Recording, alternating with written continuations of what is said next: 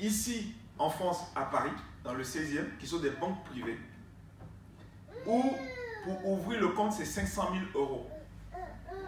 Un demi-million. Donc eux commencent, si tu as moins d'un demi-million, et donc j'ai une conseillère qui me disait, oui, nous les clients de 0 à 500 000, on les a tous injectés. On leur a dit, allez-y ouvrir vos comptes dans les autres banques que vous voyez dans les rues. Allez-y là-bas. Ça m'a fait comprendre l'entrepreneuriat, et on va revenir sur l'entrepreneuriat, pour dire qu'en fait, le monde aujourd'hui nous met des pressions et nous pousse vers une certaine pression. De quoi? De cercle de préoccupation. Donc, on est dans un cercle. Et par rapport à ce cercle, on tourne en rond. Et on est préoccupé à atteindre un but, à atteindre un objectif. Vous allez remarquer que les personnes qui ont été les plus riches et les plus puissantes sur cette terre ne l'ont pas demandé. Je l'ai appris avec... J'ai côtoyé et j'ai vu des gens, j'ai discuté, j'ai posé des questions clés à des gens très très riches et des hommes de pouvoir. Tout ce qu'ils ont reçu, c'est de façon inattendue, pas surprise, parce qu'ils ne s'y attendaient pas. Mais toutes les personnes qui sont dans le cercle de la préoccupation n'arrivent jamais.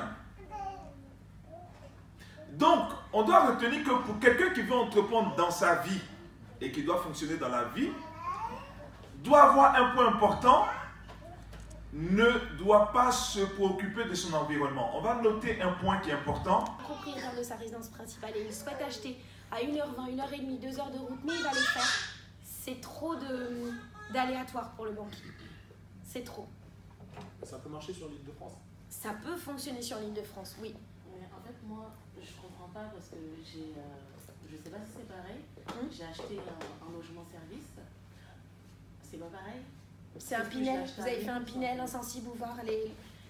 Quand vous dites les logements services, c'est les logements dans les résidences étudiantes. Oui, alors ça, c'est très particulier. C'est particulier. On va en parler même. Ça reste un produit effectivement très particulier parce qu'il est géré souvent. Donc, c'est pas à vous de le gérer, vous qui habitez loin. Et parce que les loyers sont assurés par un contrat de bail commercial que vous avez signé avec un gestionnaire. Parce qu'en fait, moi, j'ai travaillé pour les logements, justement, services, les seniors. Ouais. Et enfin, est-ce que, parce que la plupart de nos logements ne sont pas forcément loués et c'est difficile de les louer, ouais. Mais est-ce que la personne qui s'est engagée, qui est propriétaire de cet appartement, reçoit néanmoins? Oui. Il reçoit quand même? Oui. D'accord. Vous avez donc un... Moi, j'ai fait ça à titre personnel. J'ai acheté une résidence tourisme affaires. Et donc, j'ai signé un contrat de bail commercial avec le gestionnaire de cette résidence qui me verse, quoi qu'il arrive, un loyer. Donc après, bien évidemment, lui loue mon appartement 3 fois plus cher que ce qu'il me verse. Mais moi, j'ai des loyers assurés que mon appartement soit vide ou pas. Et c'est pour cela que les banquiers vont différemment appréhender un projet géré avec un contrat, avec des loyers assurés, qu'un projet non géré, situé excentré du logement du client et de ses intérêts. C'est justement parce que je voulais déplacer mon centre d'intérêt. Restez à 1h30 et c'est pour cela que votre banquier vous a répondu. Donnez-moi un contrat de mutation. 1h30 de route pour lui, de TGV pour lui, c'est trop abstrait. Et comme disait Anna, et ça j'ai l'impression que c'est typiquement français, mais plus vous allez dans la particularité, plus on s'éloigne d'un accord. C'est ça. C'est la réalité. Et des clients... Oui, non, je vous en prie. C'est donc pour eux, ça n'existe pas. Parce que moi, j'ai plein de collègues qui habitent à Bordeaux, ils viennent travailler en... Ah oui. Ça, pour eux, c'est ça dépend sur qui on tombe en fait. Déjà, c'est une affaire humaine. Voilà, c'est triste. C'est pour ça que nous on privilégie nos partenaires locaux, parce qu'on travaille avec eux, parce que ça reste voilà, des échanges qui sont en bonne intelligence.